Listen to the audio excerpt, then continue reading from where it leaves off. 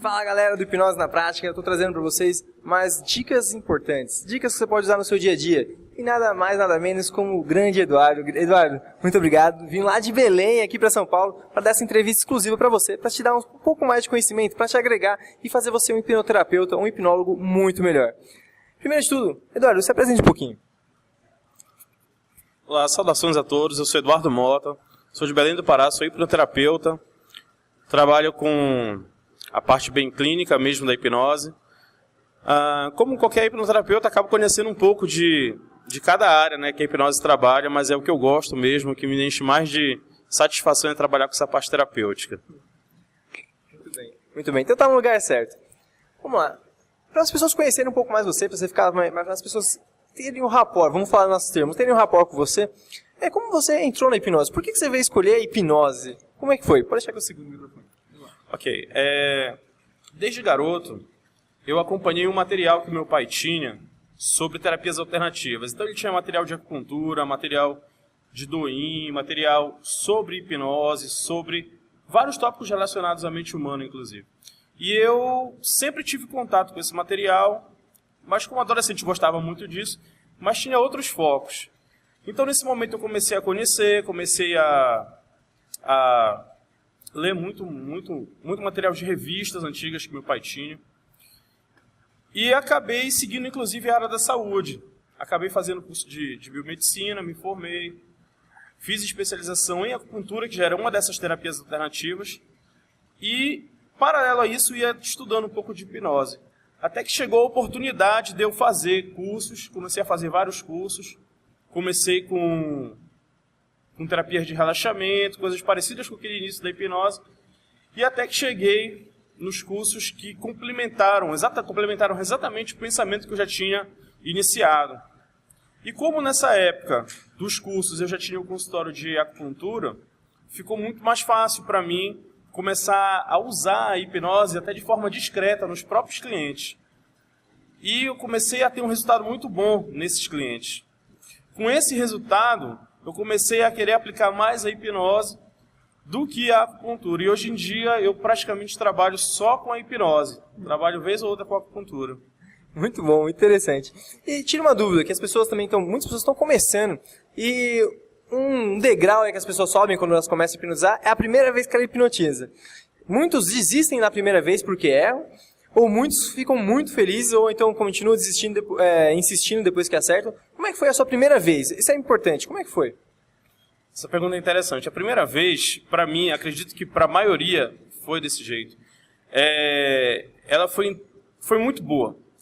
Porque eu estava extremamente inexperiente, eu não tinha a segurança, e a pessoa parece que colaborou comigo. Isso é bom.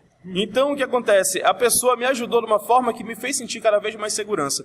Eu não tenho a exata certeza se ela entrou em transe ou não. Eu nunca vou ter essa certeza. Mas eu sei que naquele momento eu comecei a observar detalhes que me fizeram crescer a partir daquele momento. Então, cada indução nova que eu ia testando e que eu ia fazendo, realizando, eu já comecei a pegar uma diferença, algo que hoje completa totalmente de eu ter a noção exata do que fazer em cada momento do transe, vendo aqueles sinais, né? Os olhos, a respiração, cada detalhe importante que quem estuda hipnose sabe que são detalhes valiosos. A gente chama de constelação hipnótica, ver como a pessoa está hipnotizada. Essa pessoa era sua paciente? Já era uma pessoa desconhecida? O que era? Não, era conhecida, era minha esposa. Era minha esposa. Então eu comecei testando com ela e eu percebi que ela colaborou, mas aquilo hoje eu não tenho certeza. Pelo menos no estado hipnoidal ela entrou. Depois eu acredito que a permissão ajudou bastante, mas eu fui percebendo cada vez mais detalhes. E é isso, hoje eu acho que ela hoje em dia já cai muito mais fácil num transe.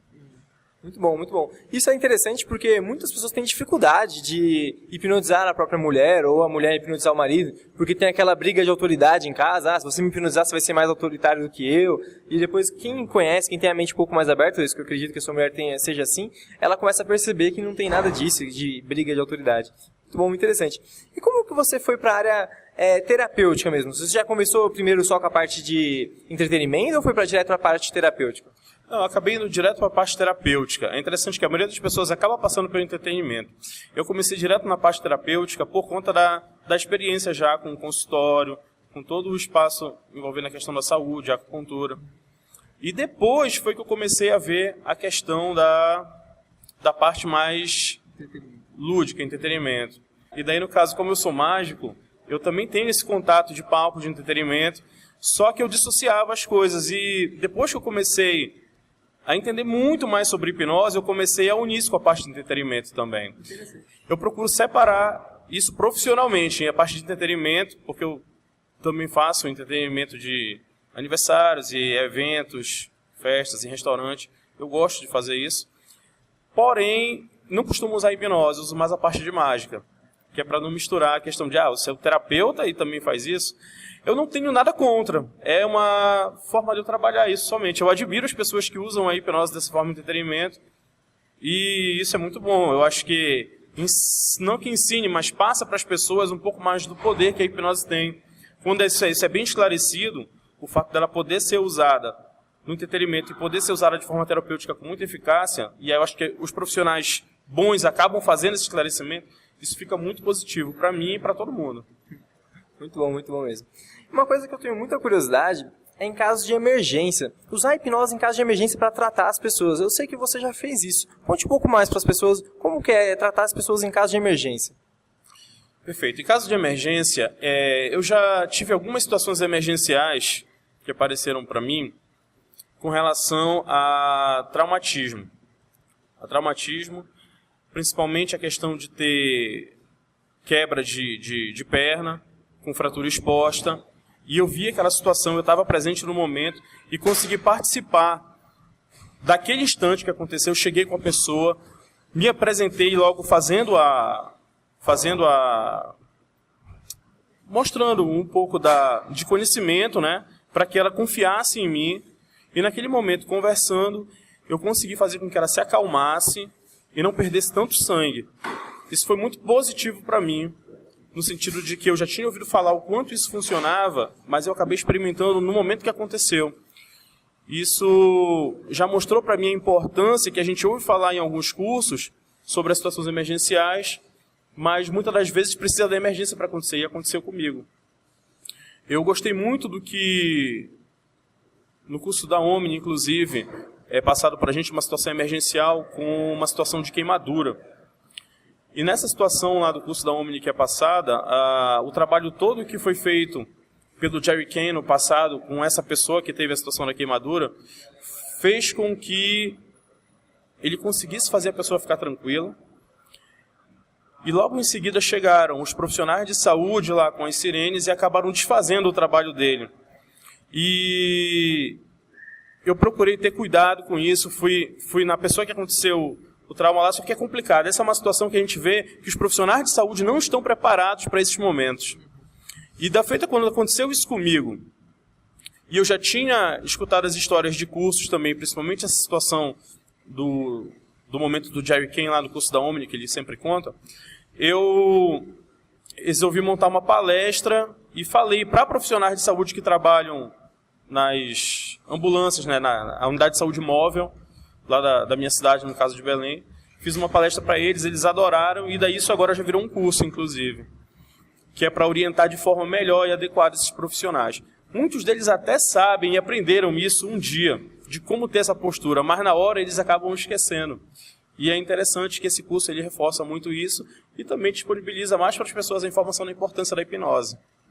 Então, assim, as situações que eu vejo onde podem ser usadas são o trauma, que foi o que aconteceu na situação que eu presenciei, a queimadura, que é uma história famosa que tem no Jerry Kane, e muitas outras situações. A queimadura também, não só aquele momento em que acontece a queimadura, mas se a pessoa conseguir gerar um transe adequado, naquela hora que aconteceu a queimadura, além da pessoa que está sofrendo a queimadura reduzir a dor e ter uma sensação muito melhor naquele momento, ela também vai ter uma recuperação muito mais eficaz. Ela vai ter menos chance de ter infecção nos lugares da queimadura e possivelmente também em alguns lugares não forma nem a bolha. Chega a ser bem discreto esse processo do próprio trauma, né, da queimadura. Chega de um nível 3 de queimadura para um nível 2, né, porque aí não forma bolha, né? Isso. Ou se formar, já forma de uma forma bem mais... Eu não diria que é de nível 3 para 2, mas ela começa a se cicatrizar ou se resolver de uma forma muito mais sadia do que se não tivesse feito o transe. E a pergunta que eu ia te fazer, a próxima, na verdade, qual a importância da hipnose, ou como usar a hipnose em casos de trauma, de queimadura, como que funciona?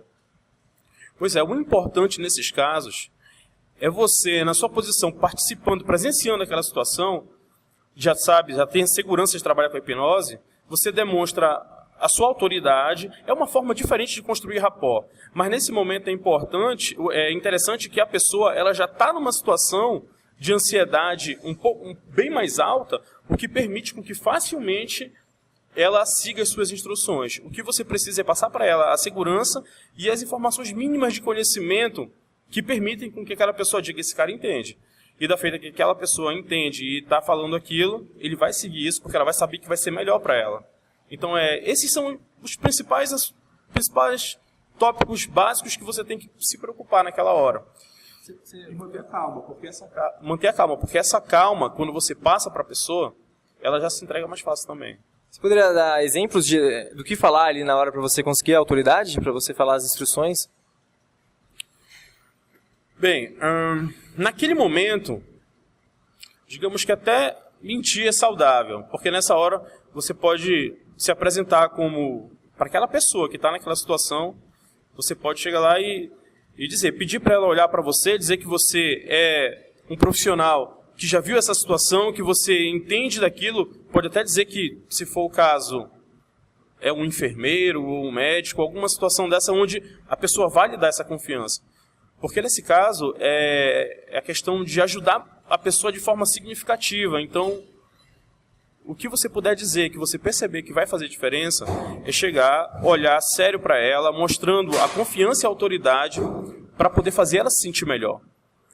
E prender a atenção. É claro que dependendo da situação, você não pode tocar na pessoa, como em muitos traumas, acidentes de moto, por exemplo. Você não pode chegar e tocar na pessoa, mas você pode chamar a atenção dela, pedir para ela olhar para você, e dali você vai conduzindo. Tem muitas situações, eu acredito que muita gente, todo mundo trabalha, não todo mundo, mas muita gente que trabalha com hipnose, sabe dos detalhes e os trejeitos que são necessários. Então, se você que está escutando a gente não sabe exatamente esses detalhes e trejeitos, porque não é um hipnoterapeuta ou está começando com a hipnose, rapidamente, com a sua prática, começando a estudar um pouco, você percebe que isso é importante. Porque é uma das coisas básicas que a gente aprende é a autoridade. Então, você tem que passar isso naquele momento. Se você não tiver segurança, você não passa essa autoridade. Se você passar essa insegurança, a autoridade automaticamente ela é eliminada. E isso faz com que a pessoa não se sinta segura. Uma coisa que você falou sobre falar que você é médico, mas eu já tive um caso de emergência que eu peguei aqui no metrô de São Paulo, muitas pessoas já conhecem, que eu cheguei pro cara e falou, cara, eu sei que você está sofrendo, você quer que pare a sua dor? Ele falou, quero, mas quem é você? Você é médico? Eu falei, eu sou um médico diferente. Pra não falar que eu sou médico e alguém depois falar que eu era médico, eu falei, eu sou um médico diferente. Ele ficou olhando assim, já falei pra ele, respire fundo, olhe pra mim, e aí comecei a seguir nesse mesmo padrão que você estava falando. Perfeito, perfeito. É por aí que se faz mesmo. A verdade é que cada um desenvolve a sua forma própria de falar isso. E muitas das vezes você só vai saber a sua forma própria quando acontecer. E você vai chegar lá e vai executar daquele jeito. Mas é se sentir seguro e fazer. Porque não tem ninguém que vai aprender hipnose, pelo menos eu acho que não, só lendo livros. Eu acredito que para isso os cursos funcionam muito bem. Os cursos fazem com que você acabe tendo contato com essa prática. E a hipnose é algo que precisa de prática. Você, como muitas coisas além da hipnose, só consegue realizar atividades quando você tem que fazer, muitas das vezes. Que você começa a ver como os sentimentos trabalham dentro de você. Então, naquela situação da hipnose emergencial, vai ter que ter a emergência lá para fazer alguma coisa. Uma situação que eu quero comentar assim, por exemplo, não que precise da hipnose, mas tem muita gente que às vezes não fica à vontade com essas situações emergenciais. Se você pretende ajudar isso, você tem que trabalhar na sua cabeça essa questão. Por exemplo, digamos que você está andando na rua, no sinal, alguém teve um ataque epilético do seu lado. Muita gente acaba preferindo não mexer, não tocar, não fazer nada. Quando, na verdade, quando a pessoa tem um pouco de instrução, ela entende que a epilepsia é aquela situação que aconteceu ali, você não vai pegar nenhum tipo de doença da pessoa, nada, tem como ajudar, Simplesmente que seja segurando os membros, para a pessoa não se debater, não ter um problema maior. Às vezes o que falta é coragem para isso.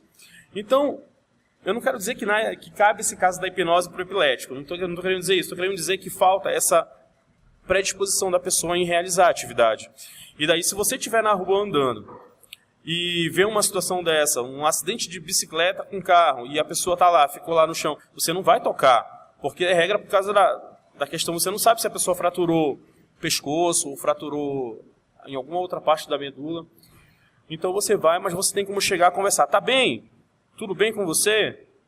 Fique calmo e tal. E daí, com aquelas palavras, de forma correta, fique calmo, mantenha calma, você está bem, você pode estar até vendo ali um osso exposto, alguma coisa, mas você está bem, fique à vontade, que o socorro está chegando, você está respirando bem, seus sinais vitais estão bem, coisas que as pessoas entendem de uma forma geral.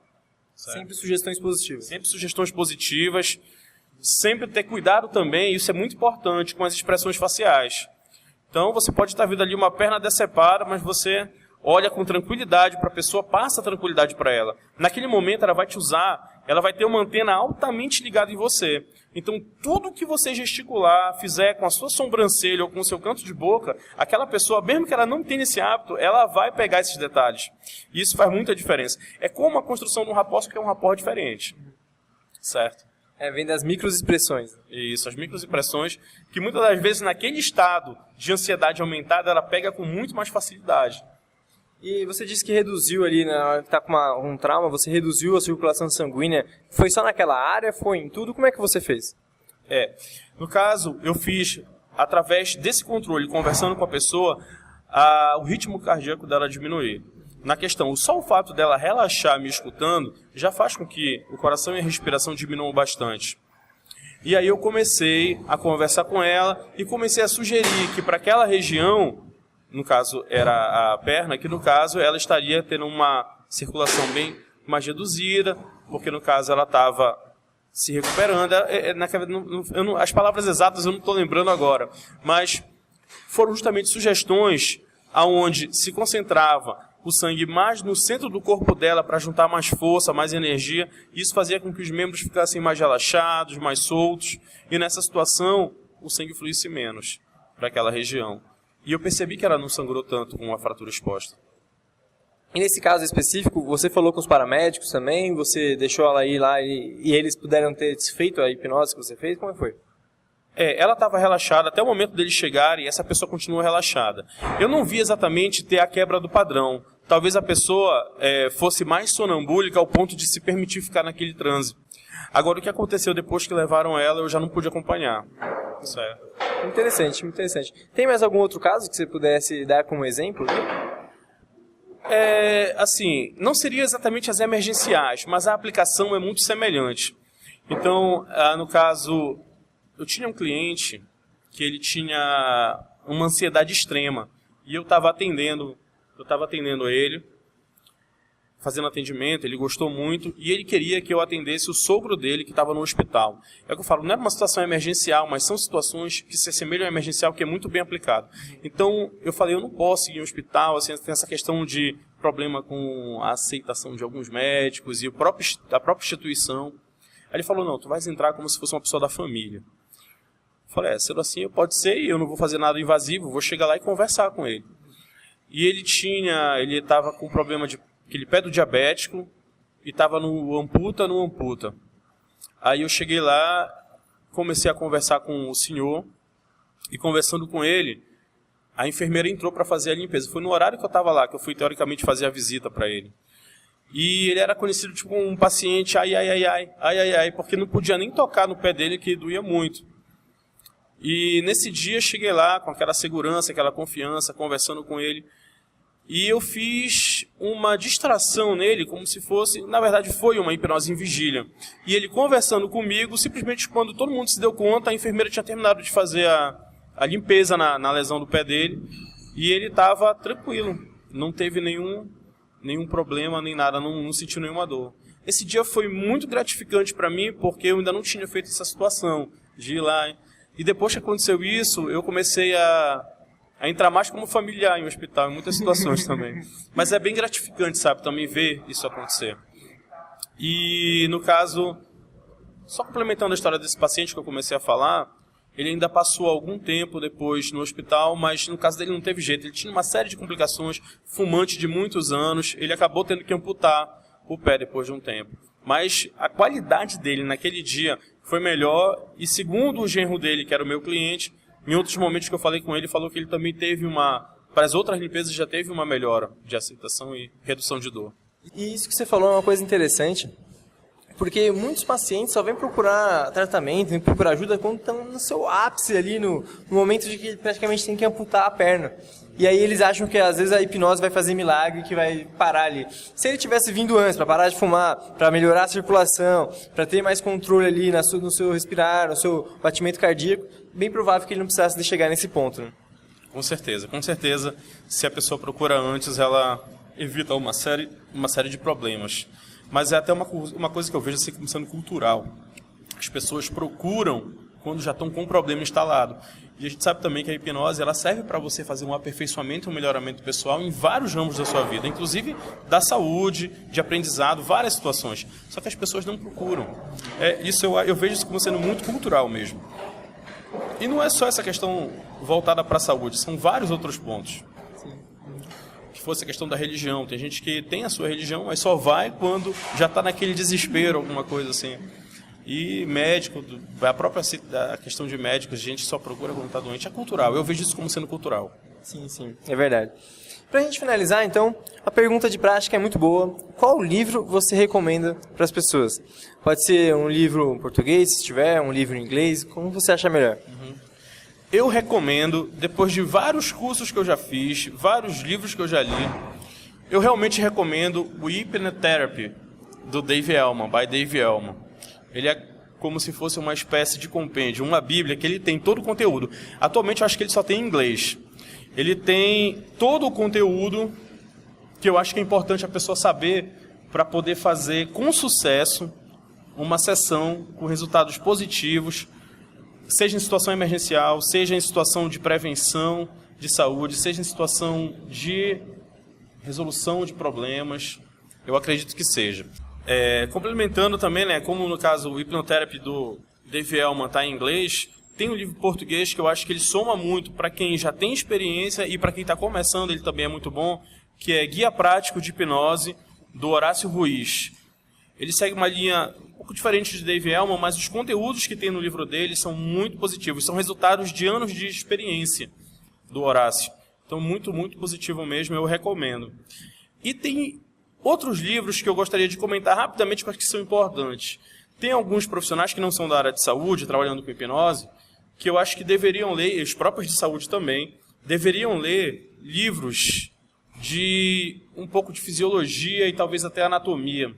Então eu recomendaria que estudasse alguns capítulos, principalmente os de nervoso, de livros acadêmicos, como o Guyton, como o Silverton, o Tortora.